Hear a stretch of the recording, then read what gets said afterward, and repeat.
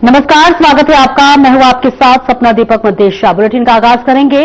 मुख्यमंत्री योगी आदित्यनाथ दुनिया के चीफ जस्टिस के 26वें इंटरनेशनल कॉन्फ्रेंस में शामिल हुए। दुनिया के मुख्य न्यायाधीशों के 26वें अंतर्राष्ट्रीय सम्मेलन को संबोधित करते हुए मुख्यमंत्री योगी आदित्यनाथ ने कहा कि आज दुनिया जिन भी चुनौतियों का सामना कर रही है, चाहे वह जलवायु परिवर्तन हो, साइबर सिक्योरिटीज हो या फिर आतंकवाद हो, अगर कोई देश या समाज इन मुद्दों पर आंखें बंद करके दुनिया की मानवता के सामने संकट खड़ा कर रहा है तो ये संकट एक दिन उसे भी निगल जाएगा। साथ ही उन्होंने कहा कि आज कोई भी समस्या केवल किसी एक देश की समस्या नहीं है, बल्कि दुनिया की समस्या होती है और दुनिया को मिलकर इसके समाधान का मार्ग निकालना पड़ेगा। इस कॉन्फ्रेंस के जरिए दुनिया को यह संदेश देने की जरूरत है कि न्याय कैसे मानवता की समस्याओं को हल कर सकता है।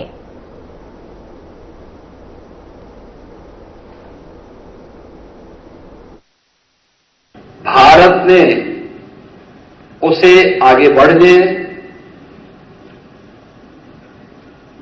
और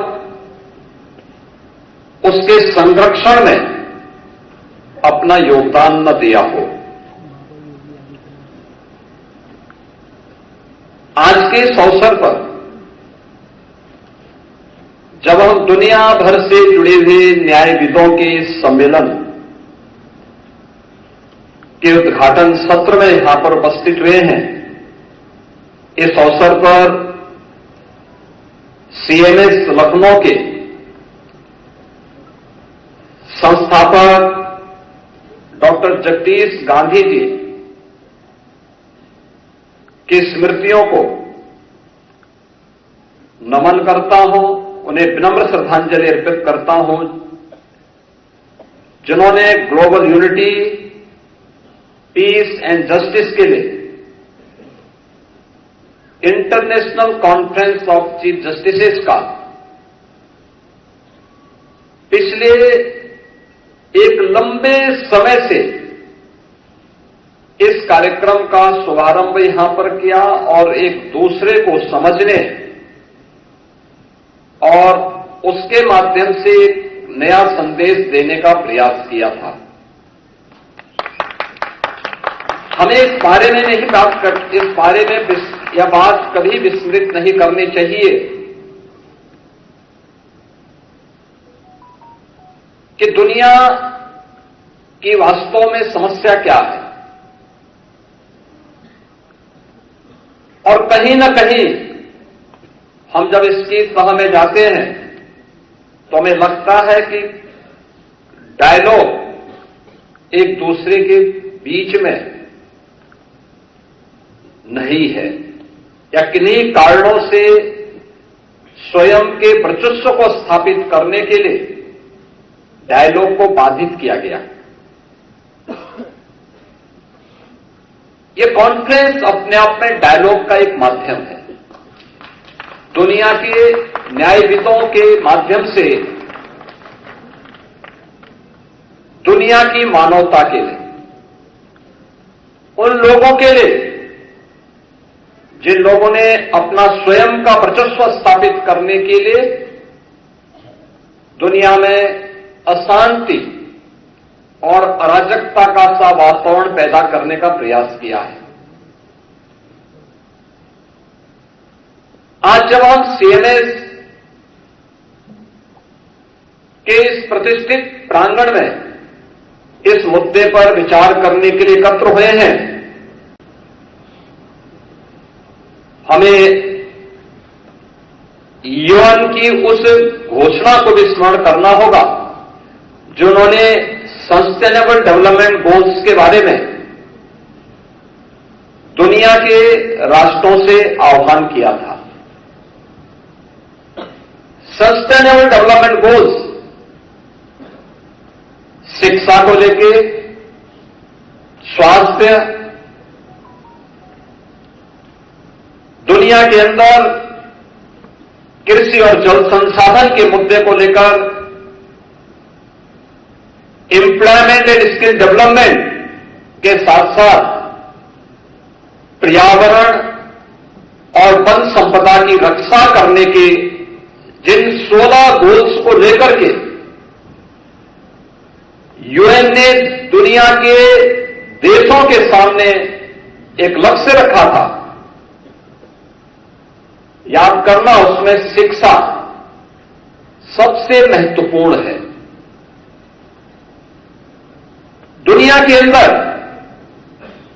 जब हम शिक्षा की बात करते हैं तो 2.5 अरब बच्चों के लिए, यानी 250 करोड़ से अधिक बच्चों के लिए क्वालिटी एजुकेशन के साथ साथ वे अपने बस्ते के बोझ से स्वयं ही डिप्रेस न हो, इसके बारे में भी हमें विचार करना चाहिए।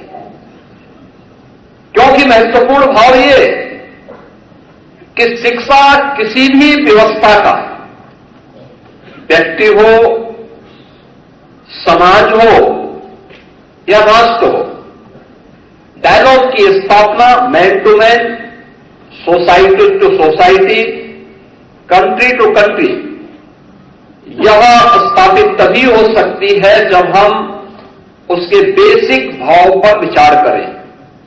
ये बेसिक भाव एजुकेशन के माध्यम से हम प्रत्येक बच्चे के मन में, प्रत्येक छात्र छात्रा के मन में पैदा कर सकते हैं। लेकिन आज भी यह एक चुनौती बनी हुई है।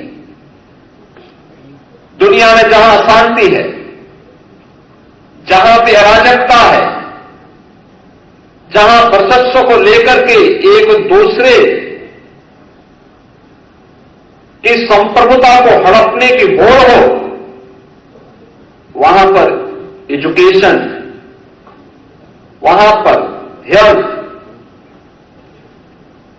वहां पे सस्टेनेबल डेवलपमेंट की बात अपने आप में एक बेमानी सी दिखती है। और उन स्थितियों में हम सबको इस बारे में विचार करना चाहिए कि कैसे इन समस्याओं के समाधान के लिए हर एक स्तर पर प्रयास किए जाने की आवश्यकता है। हम भी उसमें सहभागी बन सकते हैं। अगर एक संस्था अपने स्तर पर पिछले 25 वर्षों से इस प्रयास को आगे बढ़ाने का प्रयास कर रही है, तो क्यों नहीं अन्य स्तर पर यह प्रयास आगे बढ़ सकता। और मुझे लगता है कि यह एक चुनौती दुनिया के सामने जहां बन चुकी है, हम इस बात को अक्सर इस बात को देखते हैं कि एक और हमारे सामने दुनिया के अंदर की प्रतिस्पर्धा एक चुनौती के रूप में है। वही हमारे सामने जलवायु परिवर्तन और उससे उत्पन्न होने वाले संकट भी एक नई चुनौती के रूप में है।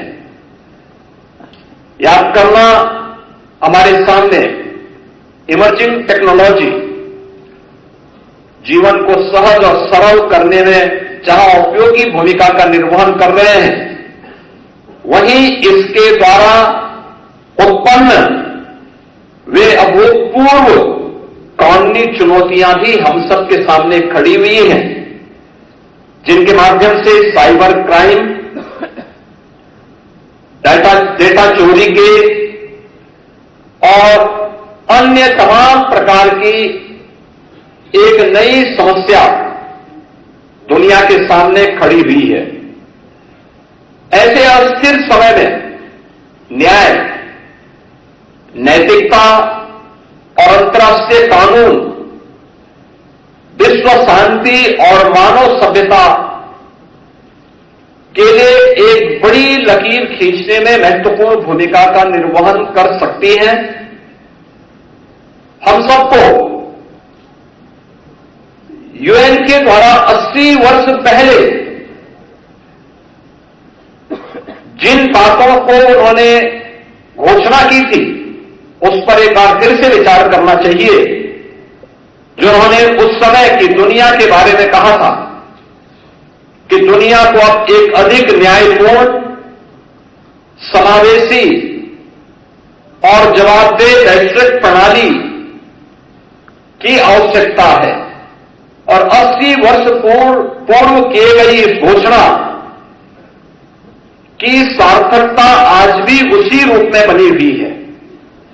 आज हमारी आवश्यकता है कि हम केवल उन पुरानी बातों तक सीमित न रहे, बल्कि आज की उन ज्वलंत समस्याओं के बारे में भी हमें विचार करते हुए जलवायु परिवर्तन, साइबर सुरक्षा, स्वास्थ्य के संकट, वैश्विक आतंकवाद जैसे मुद्दों पर भी मुखर होकर के यूएन जैसे प्लेटफॉर्म का बेहतर उपयोग करना चाहिए। एक ऐसे व्यवहारिक और उद्देश्यप्रद गठबंधन को जो और भी प्रभावी हो सके, इसे आगे बढ़ाने की आवश्यकता है। इसके बारे में हमें भारत की उस प्राचीन व्यवस्था पर विचार जरूर करना चाहिए, जहां पर हमने इस पूरी व्यवस्था को 5 अवयव पर आधारित मान करके पृथ्वी, जल, तेज, वायु और आकाश, इन सब की उपासना को इसका आधार मान करके भारत की परंपरा ने सदैव इसे अपने जीवन का हिस्सा मान करके इनकी पवित्रता को, इनकी सुरक्षा को और इनके संरक्षण को सदैव प्राथमिकता दी। और दुनिया के लिए वर्तमान में जलवायु परिवर्तन की चुनौती हो या फिर इसके माध्यम से उत्पन्न उन वैश्विक संकट के समाधान का रास्ता भारत की उस सोच के माध्यम से समाधान का एक रास्ता निकाल सकती है। हमने इस युग की सबसे बड़ी महामारी कोविड महामारी को दुनिया ने झेला है। याद रखना, एक पुरानी कहावत है कि अगर कोई व्यक्ति कहीं पे आग लगी हो और उससे अपने को निश्चिंत पाता है, तो अगर आज दूसरे के घर में आग लगी है और आप उससे स्वयं उत्साहपूर्ण तरीके से और उमंगपूर्ण तरीके से निश्चिंत होकर के सो रहे हैं, तो मान करके चलिए कि कल वह आपको भी अपने आगोश में ले सकती है।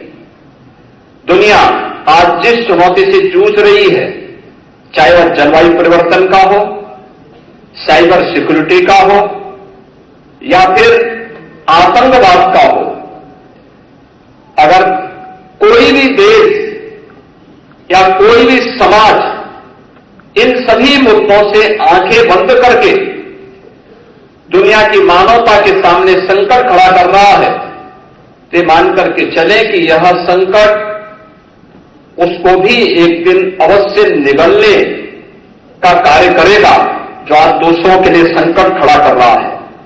कोविड जैसी महामारी ने इसके सामने, हमारे सामने उन बातों का उल्लेख किया है कि आज की कोई भी समस्या केवल एक देश की समस्या नहीं, ये दुनिया की समस्या होती है और दुनिया को ही मिलकर के इसके समाधान का मार्ग भी निकालना पड़ेगा। दुनिया को इसका समाधान का मार्ग निकले, दुनिया भर के न्यायविद जब इस इंटरनेशनल कॉन्फ्रेंस के माध्यम से यहां पर एकत्र हुए हैं, तो न्याय मानवता की समस्या का समाधान का रास्ता कैसे निकाल सकता है, यह इस कॉन्फ्रेंस के माध्यम से एक संदेश दुनिया भर में देने की आवश्यकता है। न्याय न केवल समता का, बल्कि प्रत्येक नागरिक की सुरक्षा का, उनके स्वावलंबन का और उनके उन्नत भविष्य का आधार बनना चाहिए। इस विश्वास के साथ मैं इस इंटरनेशनल कॉन्फ्रेंस की सफलता के लिए आप सभी के प्रति अपनी शुभकामनाएं देता हूं। दुनिया भर से आए हुए जितने भी हमारे पूर्व राष्ट्राध्यक्षगण हैं, न्यायविद हैं और अन्य हमारे सम्मानित अतिथिगण हैं, मैं उन सब का एक बार फिर से इस कॉन्फ्रेंस में हृदय से स्वागत करता हूं, अभिनंदन करता हूं और विश्वास करता हूं कि यह सम्मेलन जो भी यहां पे आप लोग प्रस्ताव पारित करें उसे यूएन तक पहुंचाने और यूएन के माध्यम से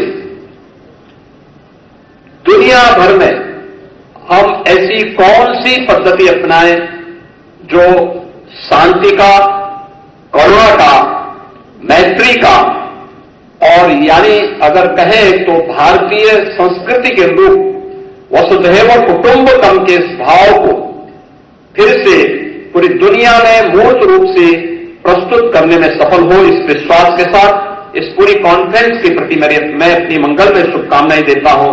धन्यवाद। जय हिंद। और एक छोटे से ब्रेक के लिए रोकेंगे, जल्द लौटते हैं।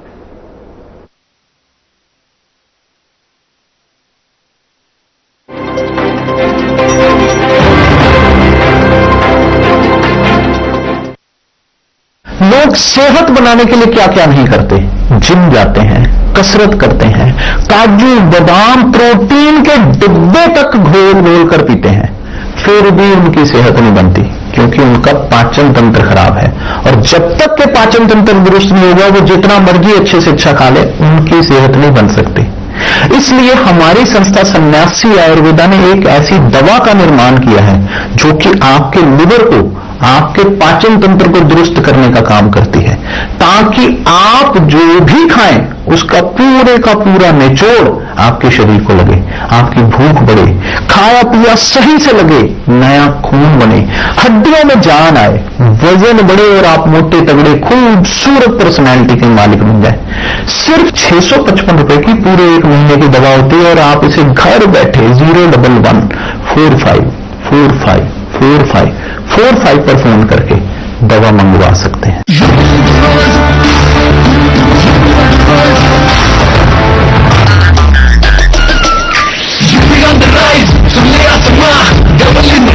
मिशन महान 2047 तक हम न रुकेंगे, 6 ट्रिलियन का ड्रीम पूरा करेंगे।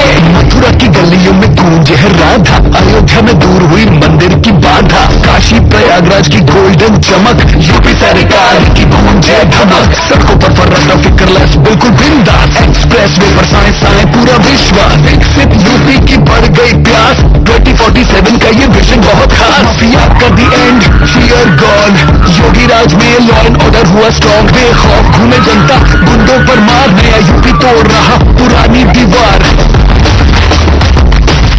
यूपी ऑन द राइज, सुन ले आसमां, डबल इंजन का ये मिशन महान, 2047 तक हम न रुकेंगे, 6 ट्रिलियन का ड्रीम पूरा करेंगे। क्या रंग खिला, क्या रूप सजा, मैंने ही नहीं दुनिया ने कहा।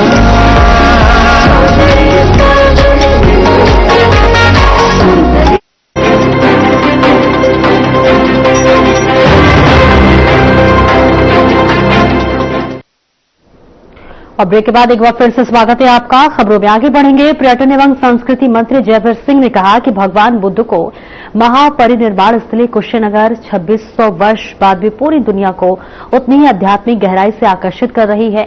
कुशीनगर बौद्ध धर्म के 4 प्रमुख पवित्र स्थलों में शामिल है और यहां स्थित भगवान बुद्ध की विश्वविख्यात लेटी हुई प्रतिमा विश्व भर के श्रद्धालुओं के लिए आस्था का केंद्र बनी हुई है। पर्यटन मंत्री ने बृहस्पतिवार को बताया कि सिद्धार्थनगर स्थित भगवान बुद्ध के पवित्र पिपरहवा अवशेष के 127 वर्ष बाद भारत वापसी से वैश्विक बौद्ध समुदाय में नई ऊर्जा और उत्साह का संचार हुआ है। भारत सरकार के प्रयासों से संभव हुई इस ऐतिहासिक धरना का सकारात्मक ऐतिहासिक घटना का सकारात्मक प्रभाव पर्यटन पर भी दिख रहा है।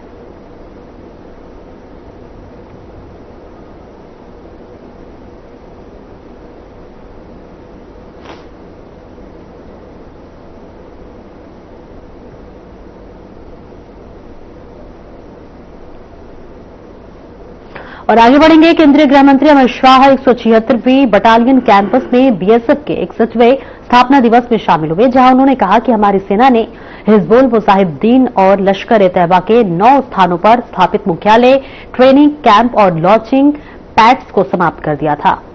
इस ऑपरेशन का उद्देश्य आतंकवाद का खात्मा, हमारे नागरिकों को सीमावर्ती क्षेत्रों की सुरक्षा था। साथ ही उन्होंने कहा कि नक्सल प्रभावित क्षेत्रों में भी बीएसएफ की अनेक उपलब्धियां हैं। वह दिन दूर नहीं है जब ये देश नक्सलवाद से हमेशा हमेशा के लिए मुक्त हो जाएगा।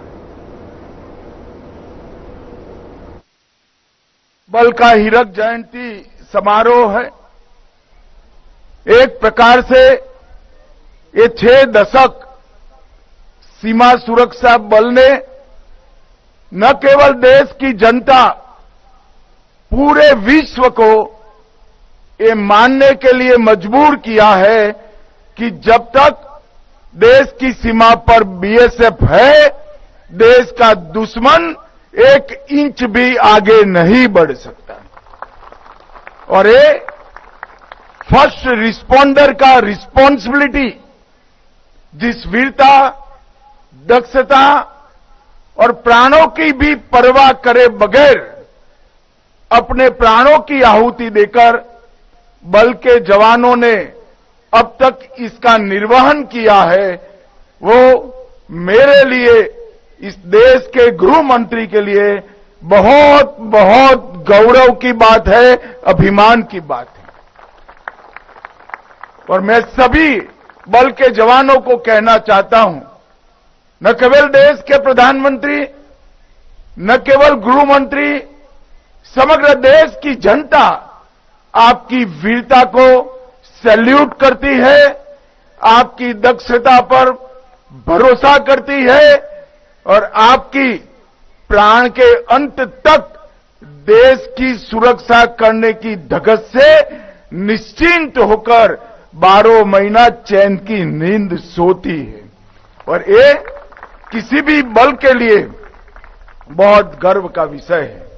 मित्रों, सीमा सुरक्षा बल के अब तक 2013 बहादुर जवानों ने अपना सर्वोच्च बलिदान इस देश की सीमाओं को सुरक्षित करते हुए दिया है। न केवल देश की सीमाओं को सुरक्षित करते हुए, न जाने कितने यूएन के शांति मिशन और कितनी ही आपात स्थितियों में देश के अंदर भी, चाहे आतंकवाद का सामना करना हो, चाहे नक्सलवाद को समाप्त करने के लक्ष्य को सिद्ध करना हो, बीएसएफ के जवानों ने कभी पीछे मुड़कर नहीं देखा, हमेशा कर्तव्य को प्रथम मानकर काम किया है। और आज इसलिए देश की पूर्वी और पश्चिमी सीमा अटल, अड़िग और सुरक्षित है। इसका बड़ा यश हमारे बीएसएफ के वीर जवानों को जाता है। मित्रों, आज ये महोत्सव कच्छ की वीर भूमि पर आयोजित किया गया है और मेरे लिए विशेष आनंद का विषय है, क्योंकि मैं गुजरात से ही आया हूं, गुजरात से ही पला बढ़ा और यहीं से सार्वजनिक जीवन में मैंने शुरुआत की। एक कच्छ की वीर भूमि, अदम्य साहस के प्रतीक हमारे कच्छी लोग न जाने कितनी सदियों से विपरीत मौसम होने के बावजूद, विपरीत परिस्थितियां होने के बावजूद एक जुझारूपन के साथ इस क्षेत्र को न केवल संवारा है, विकास की कई ऊंचाइयों तक पहुंचा है। 7वें दशक से अब तक जितने भी देश पर आक्रमण हुए, वो सभी आक्रमण का मजबूत सामना अगर किसी ने किया है तो मेरे कच्छ की जनता ने किया है। और देश साक्षी है, कई सारे युद्धों में सेना के साथ, बीएसएफ के साथ कदम से कदम मिलाकर कच्छ की जनता ने, न केवल जनता ने, यहां की वीरांगनाओं ने भी एयरपोर्ट रिपेयर कर हमारे देश को सुरक्षित करने में बहुत बड़ी भूमिका निभाई है। सहस्राब्दी का सबसे विकट भूकंप इस धरती ने झेला है। मैं दुनिया में देश में बहुत घूमता हूं, कई भूकंप हुए ऐसी जगहों पर भी गया हूं, मगर सब जगह 3 दशक, 4 दशक, 5 दशक के बाद भी भूकंप के अवशेष मिलते हैं। और मैं आज गर्व के साथ कहना मांगता हूं कि हमारे कच्छ की जनता और कच्छी भाइयों के परिश्रम के कारण कच्छ न केवल भूकंप से उभरा है, भूकंप पे पहले था, इसके 100 गुना अधिक सुंदर और विकसित हुआ है। एक कच्छियों की जिजीविसा का एक बहुत बड़ा उदाहरण है। मित्रों, आज महान स्वतंत्रता सेनानी हरे कृष्ण मेहताब जी, परमवीर चक्र जदुनाथ सिंह जी और भारत रत्न सीवी रमन जी की स्मृति दिन है, जन्मदिन भी है। तो ये सभी महानुभावों को मैं आज प्रणाम करना चाहता हूं।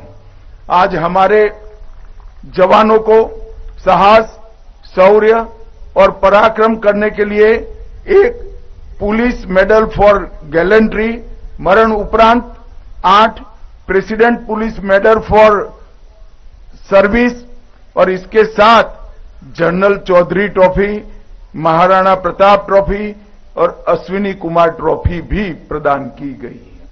ये हमारे बल के जवानों के वीरता, शौर्य और साहस को एक्नॉलेज करने की एक प्रक्रिया है। फिलहाल इस बुलेटिन में इतना ही। नमस्कार।